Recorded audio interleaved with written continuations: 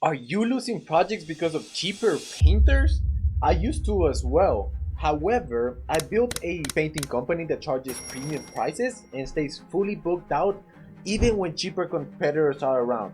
So, to help you win more jobs, even when you're the most expensive quote, here are three lessons that I learned that will help you charge more in your quotes and still outcompete low ballers. So, to start, let me show you the first step to charging more without losing the projects. Okay, so imagine for a second that you're gonna go buy a car, for example. And as you're gonna go buy this car, so we have the car right here, right? The salesperson comes up to you and he tells you that this car is worth $20,000. Okay, so your first reaction might be like, oh, that's a lot of money. I might have to think it over. When out of nowhere, something unexpected happened. Imagine you start seeing the salesperson, he starts getting desperate and he starts saying, hey man, come on man, what is there to think about? You know what? I'll hook you up, man. And the car, you're gonna buy it for 15,000. What goes over your mind when the salesman decreased from 20,000 to 15,000? You're probably thinking, yo, is this guy trying to scam me? Why did he drop 5,000 out of nowhere? Is the car worth less? Should I just go to another agency and maybe they're gonna get me the car for less? I don't know what's going on. Am I being overpriced here? The reason I'm telling you this is because it's the same way with homeowners. Whenever you give a price to paint a house, so we're out here painting a house, and let's say it's a full exterior, right? And you out here charging to do the full exterior for the homeowner, and initially you come and charge 8,000 to do the full exterior, and then out of nowhere, just to get the job, you drop your prices to 5,000. What do you feel like the homeowner is thinking as soon as you do that? He's probably thinking, yo, did I just, am I getting scammed from the start? Can I get it even lower than 5,000? That's what the homeowner is thinking. And you caused that because you were thinking, hey, maybe, you know what, I'll decrease the price and he's going to say yes just to get the job. I'll make a couple profit. Well, now the homeowner has even doubt if it's worth even 5,000.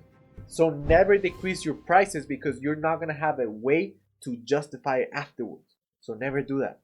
But there's gonna be scenarios where you're gonna have to maybe lower your prices because maybe the homeowner cannot afford it.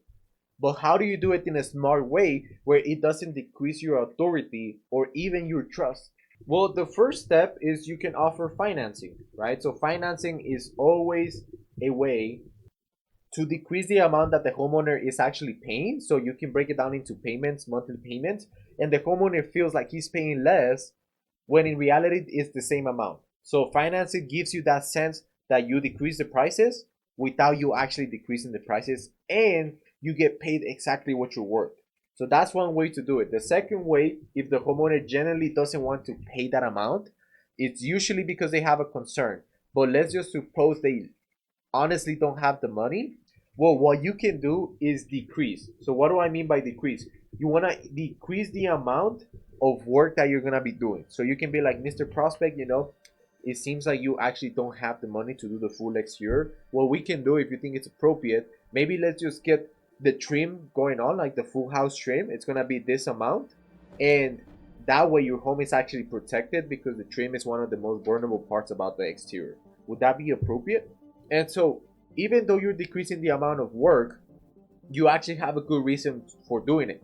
You're not doing it just because you want to get the job and you seem desperate. You're seen as an authority.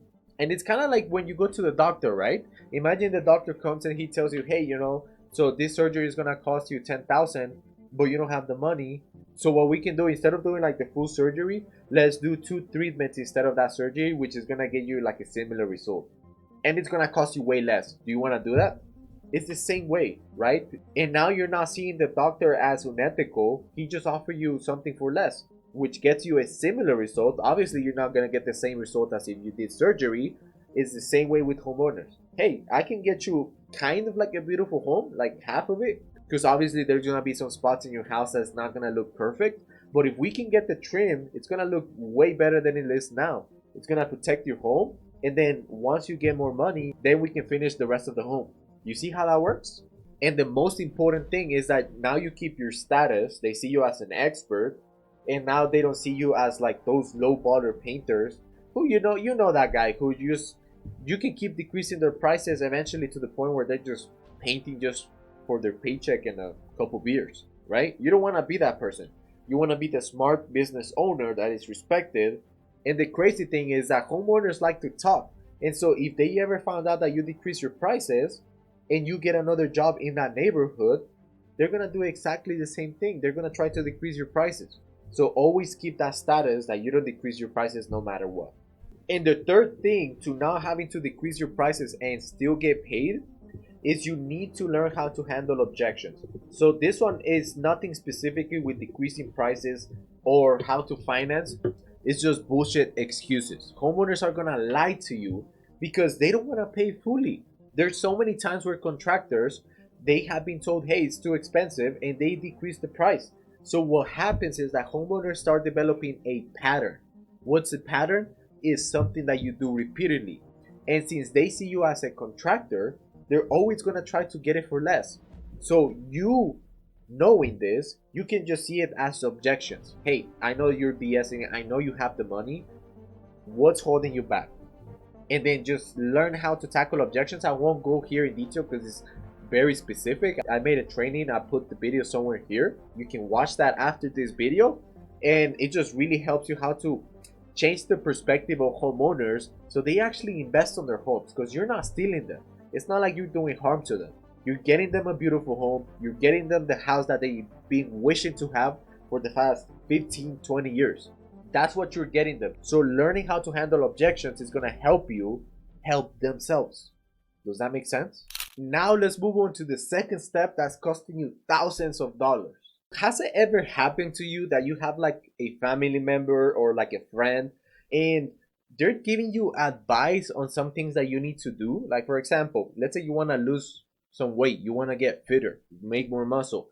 Have you ever gotten that friend who tells you, yeah, man, you just have to eat healthy, you just gotta go to the gym, you just gotta take care of yourself, man? And you look at him and you start thinking like, hey, I already know that, buddy. You don't have to tell me. You're telling me the obvious. Has that ever happened to you? Well, the reason I'm telling you this is because it's the same way with homeowners. Just because you come in and you are a painter, right? You, aka the expert, it doesn't give you the right to just come and tell people, hey, you need to paint your house because of this, or you're gonna have these consequences. You know why? Because it's gonna go from one ear to the other. Because they already know you're biased. They know that you are trying to make them pay because then you're gonna make money. It's just the reality, right? Has it ever happened that when you go to the store and as soon as you come in, the person, whoever's there, like the salesman, we can call it, they ask you, hey, do you know what you're looking for or how can I help? And you're just like, hey, I'm just looking around. I'll let you know if I need help. You've probably done that thousands of times. Why? Because it doesn't matter what the person says. You already know that they're trying to make you buy. And that already builds resistance. So with homeowners, make sure that you don't tell them. Make them realize themselves that they need to paint the house. But that's actually easier said than done. How do you make a homeowner themselves realize, hey, I need to pay this guy to get me that beautiful home? How do you actually do that? Well, pay attention. I'll break it down in 3 steps.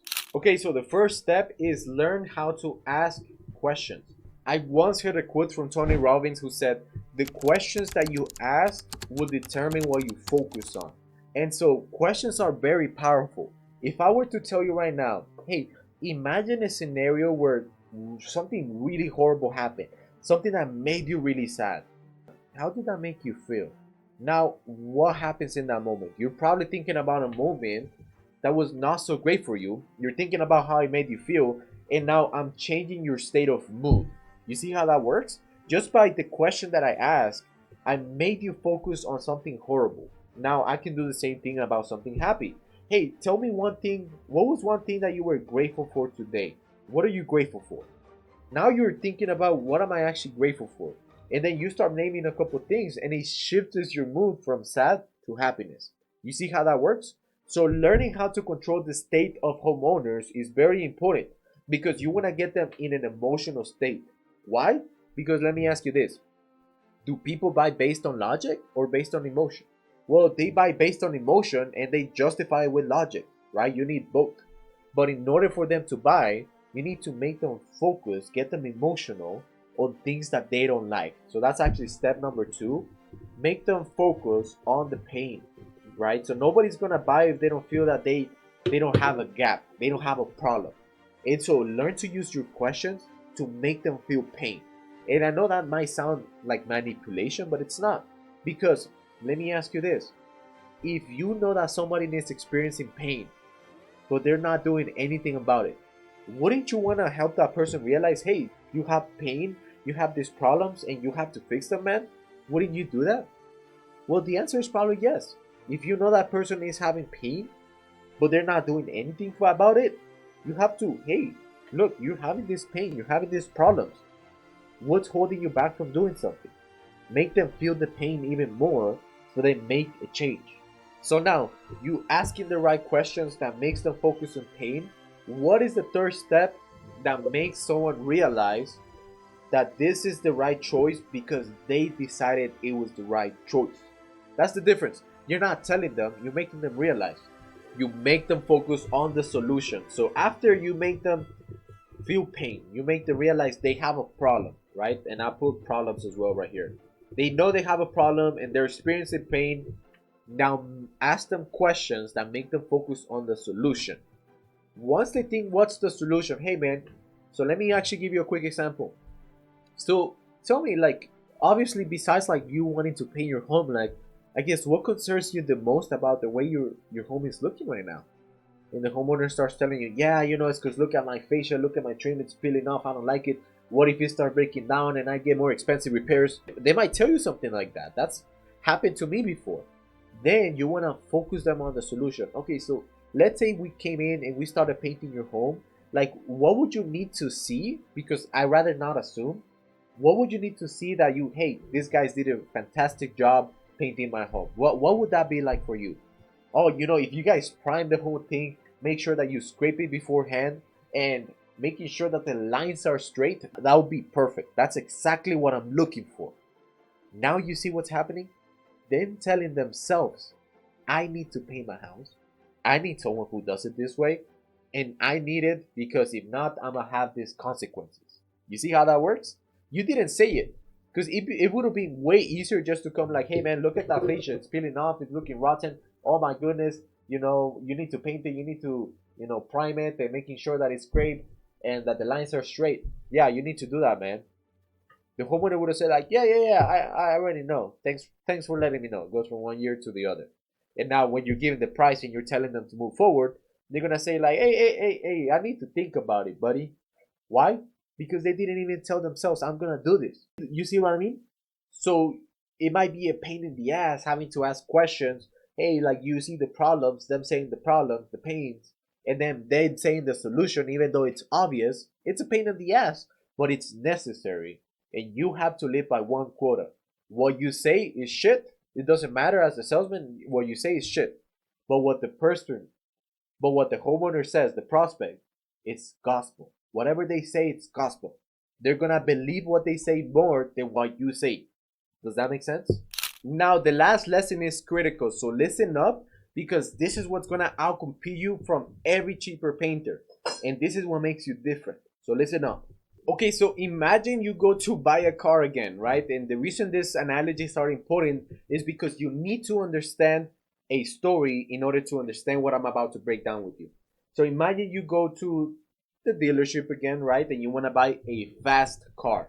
So you're talking with the salesman and you're telling him, hey man, I want to get a fast car, something that just excites me, something that makes me feel alive. What do you have for me? And the salesman, he's like, hey man, don't worry. I got something for you. You know what it is? I got a Honda for you. I got like this 2004 60 miles per hour max type of car. You know, it's a Honda. Um, yeah, it's gonna get you from A to B, man. Is that kind of like what you're looking for? You probably be thinking like, yo, did this guy even hear me? Did he pay attention to what I just said? I want a fast car. I have the money. I want something fast that is beautiful and that, yeah, of course, takes me from A to B, but it's more the experience of driving fast. So why am I telling you this? Because most of the time, this happens with homeowners. You have a homeowner, right? So imagine this is his house, and this has probably happened to you. And you see that the home is not that bad, it's in good condition, right? So you're like, hey, there's not that many problems here, right? But the homeowner tells you, look at that color, I really hate that color. I want something modern, something amazing, something that makes my home feel like the best in the neighborhood. And you listen to that. But when you're presenting, you're here giving your estimate, hey, so this is exactly what we're gonna do. You're selling like the features. You're saying, yeah, we're gonna prime your home and we're gonna, make sure the lines are straight. But maybe he didn't give a fuck about that. He just wanted a home that looks modern, that looks beautiful. And so now when you're saying the price and you tell him if he wants to move forward, he's gonna tell you, let me think about it, because in his mind he's still thinking like, yeah, I think that might get me the modern home that I'm looking for, but let me just get other quotes because maybe he's charging more than I should be paying. But in reality, it's not the price. It's just that you didn't tailor the presentation to what he was wanting, to his language. Does that make sense?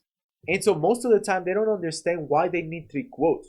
Most of the time, it's subconsciously them thinking, this person doesn't speak my language. This person cannot give me exactly what I'm looking for. And so they go searching for somebody else that sounds more like what they're looking for. You see how that works? Because let me ask you this: how many times did you knew that you needed to buy something that it was gonna make your life even better, but you didn't buy it? What held you back from buying it? It was probably that maybe the salesman, he didn't make you feel like it was worth it. Maybe he didn't feel like it was gonna get you what you wanted. You see how that works? You wanna tailor your presentation to exactly to what they want. Well, how do you actually do that? Because it's easier said than done, right? Step one, you want to take notes while you're having a conversation. So when you're giving the estimate, you're asking the questions about paying the solution. You want to take small notes while you're talking with the homeowner. So they might say something like, yeah, it's because look at my fascia, it's peeling off, and I just don't like it. It looks outdated. So now you want to write that down. You just make it like a little dot, right? You might have something like a little tablet like I have, and you want to just write outdated. Why do you want to write outdated? Because you want to remember. The brain cannot remember everything. So sometimes we have to write notes to make sure that we don't forget. But then you can tailor this, which is going to be step number 2 when you're presenting. So when you're presenting, you're going to beforehand go over your notes. So let's say you go to your car, you're writing up the estimate. You want to quickly check your notes. What did I discuss with the homeowner?